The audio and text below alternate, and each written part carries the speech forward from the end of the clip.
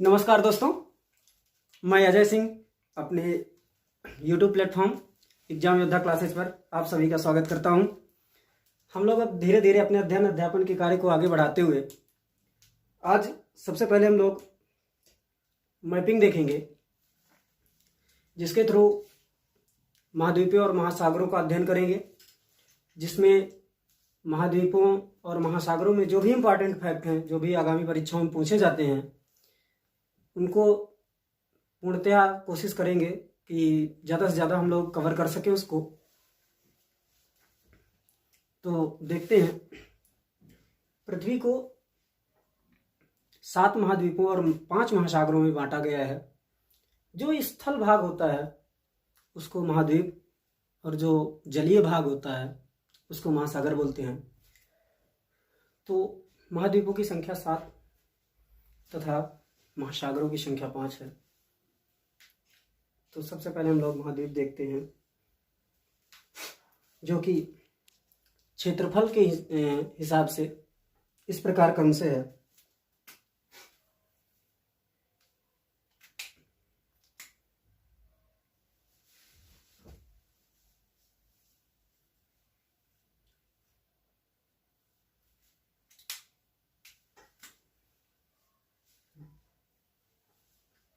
Asia, number 2 Africa, number 3 उत्तरी America,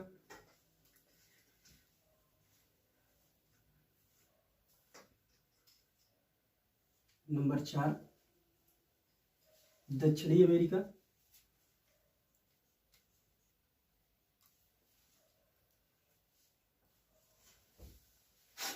number 5 Antarctica,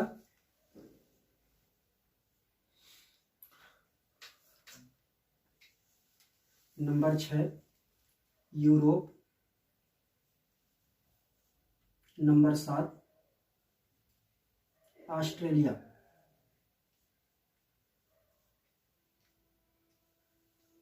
Australia को Oceania भी बोलते हैं,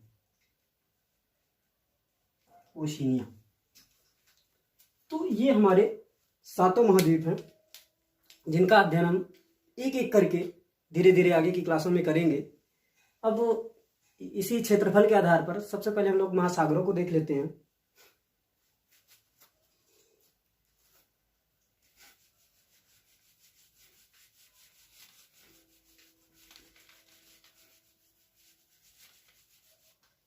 महासागर,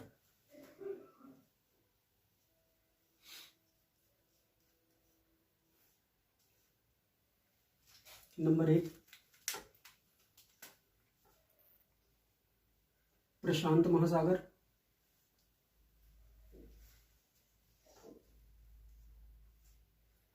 नंबर 2 अटलांटिक महासागर,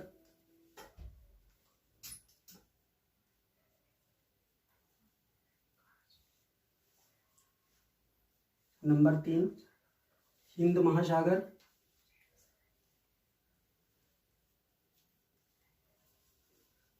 नंबर 4 आर्कटिक महासागर,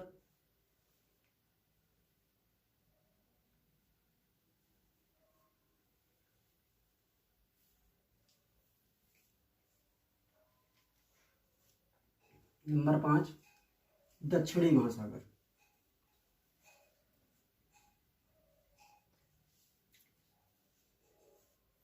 ये हमारे 5 महासागर हैं, जिनका क्षेत्रफल के घटते हुए क्रम में दिखाया गया है। धीरे धीरे इनका भी सभी का अध्ययन करेंगे। सबसे पहले हम लोग महाद्वीप की बात करते हैं।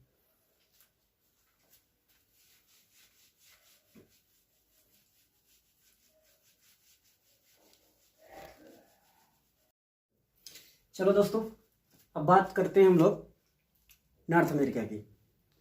नॉर्थ अमेरिका की लोकेशन देखेंगे, उसके जो साइड जो इम्पोर्टेंट आइलैंड वगैरह है वो सब देखेंगे। देखते हैं, ये सबसे ऊपर है अलास्का। इस पर यूएसए का अधिकार है।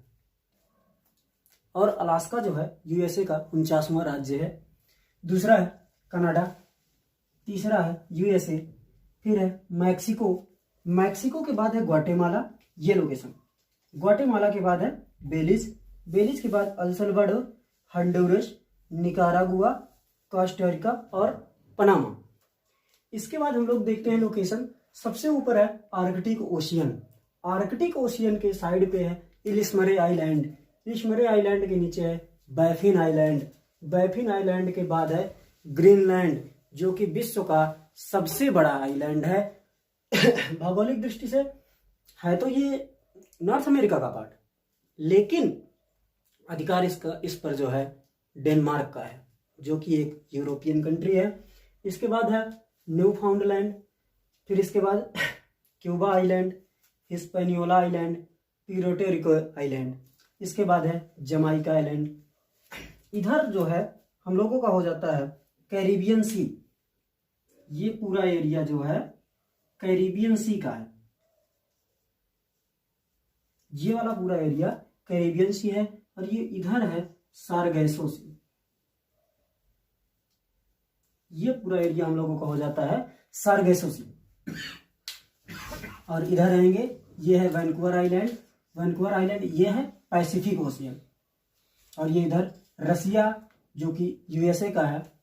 इसके बाद जो है हम लोग बात करते हैं सभी स्टेट्स के राजधानी की, तो कनाडा, कनाडा की राजधानी है ओटावा। यूएसए, यूएसए की राजधानी है वाशिंगटन डीसी, वाशिंगटन डीसी। इसके बाद है मैक्सिको, मैक्सिको की है मैक्सिको सिटी। ग्वाटेमाला की है ग्वाटेमाला सिटी।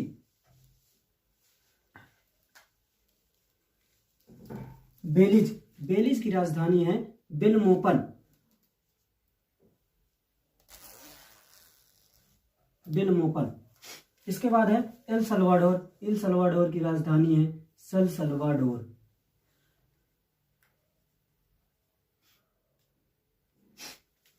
इसके बाद हंडुरस, हंडुरस की राजधानी है तुगशीगल्पा, तुगशीगल्पा। इसके बाद है निकारागुआ, निकारागुआ की है मानागुआ, मानागुआ के बाद कोस्टारिका की है सैन जोस। और पनामा की है पनामा सिटी।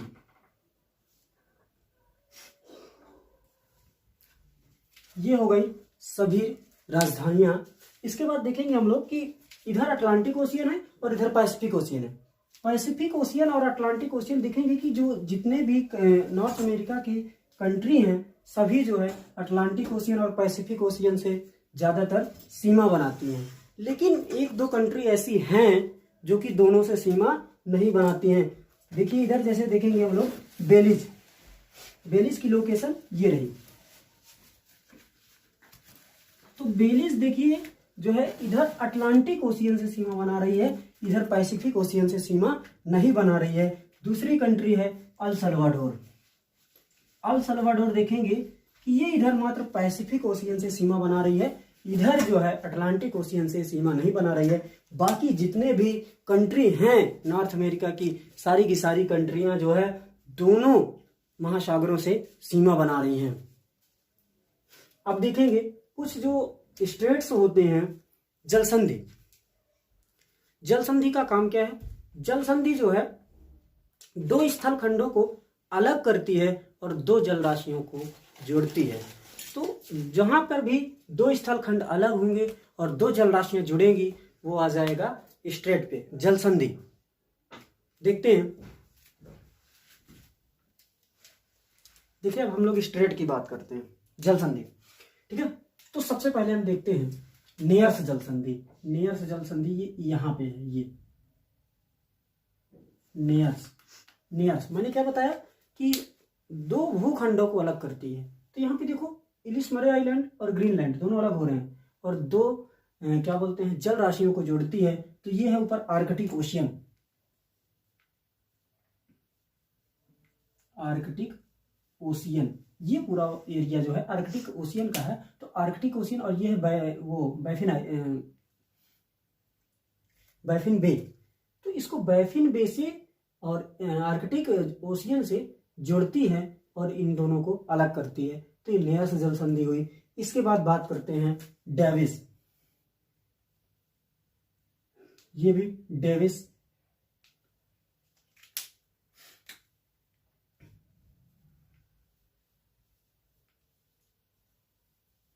ये है लेब्राडोर सी। डेविस स्ट्रेट जो है बैफिन आइलैंड और ग्रीन आइलैंड को अलग करती है, जबकि लेब्राडोर सी को बैफिन बे से जोड़ती है। इसके बाद हम लोग देखते हैं हडसन स्ट्रेट। ये हमारा है हडसन बे, और ये मेन कनाडा है। मेन कनाडा का एरिया है उंगावा पेनिनसुला। पेनिनसुला क्या होता है? ऐसा भूभाग जो 3 ओर से जल से घिरा होता है, पेनिनसुला कहलाता है। तो ये है हडसन बे जो है, और इधर है लेब्राडोर सी। जो हडसन स्ट्रेट है उंगावा पेनिनसुला और बैफिन आइलैंड को अलग करती है, हडसन बे और लेब्राडोर सी को जोड़ती है। इसके बाद देखते हैं बेली इश्ले स्ट्रेट। ये है मेन कनाडा हमारा, और ये है न्यू फाउंडलैंड। मेन कनाडा न्यू फाउंडलैंड को अलग करती है लेब्राडोर सी को अटलांटिक ओशियन से, जो है अटलांटिक ओशियन, सॉरी, यहाँ पे है हम लोगों का एक gulf of Saint Lawrence.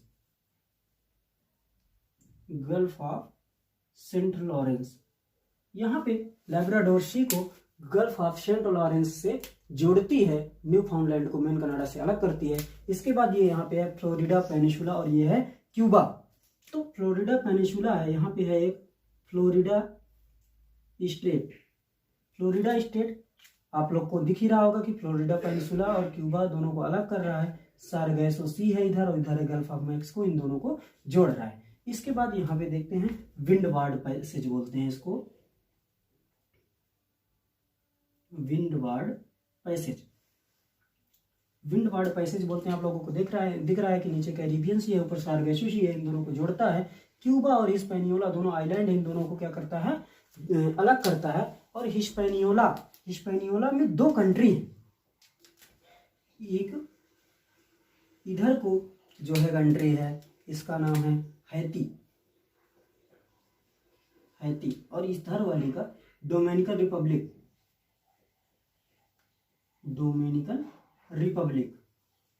2 country हैं। इसके बाद आते हैं हम लोग यहाँ पे, ये यहाँ पे है मोना पैसेज। मोना पैसेज पुर्टो रिको और डोमिनिकन रिपब्लिक को अलग करती है, जबकि कैरिबियन सागर और सारगेसो सी को जोड़ती है। इसके बाद फिर यहाँ पे एक स्टेट दिख रही होगी, स्टेट ये है जमाइका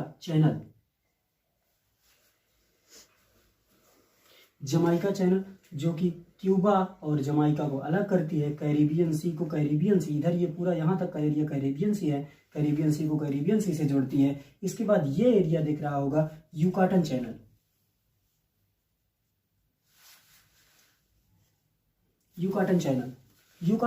जो है क्यूबा और युकाटन पेनिनसुला को अलग करता है, गल्फ ऑफ मैक्सिको को कैरिबियन सी से जोड़ता है, यहाँ पे दिख ही रहा होगा। इसके बाद हम लोग आते हैं, ये है कैलिफोर्निया पेनिनसुला। क्या है? कैलिफोर्निया पेनिनसुला,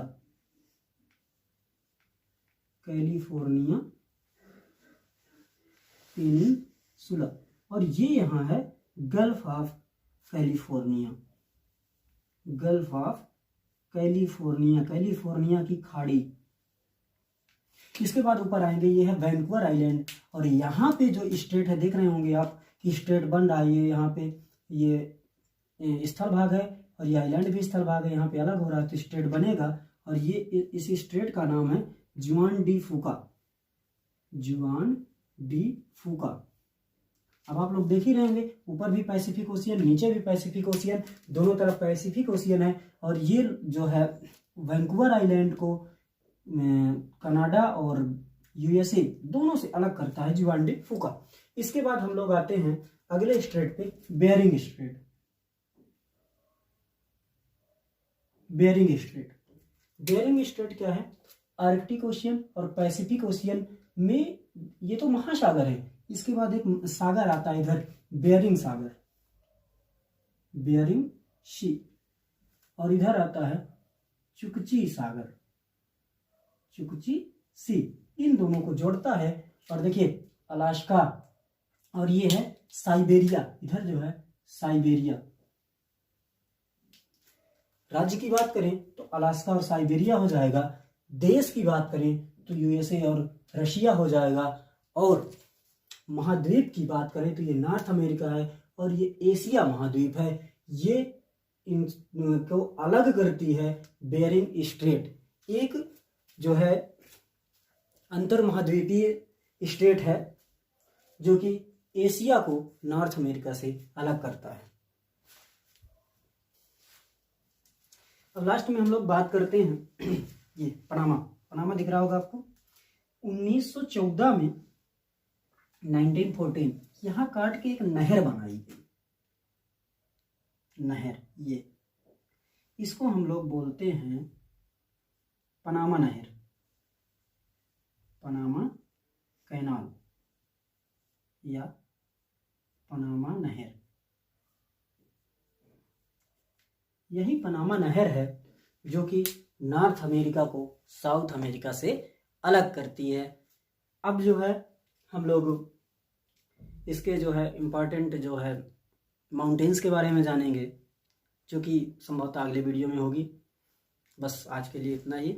आप सभी का धन्यवाद। आप लोग बस अपना प्यार और सहयोग बनाए रखें तो हम लोग आगे धीरे धीरे इसी तरह प्रयास करते रहेंगे आपके लिए, जिससे आप अपनी ज़िंदगी में आने वाले मुकामों को हासिल करें। मेरी आप सबके साथ यही शुभकामनाएं हैं। धन्यवाद।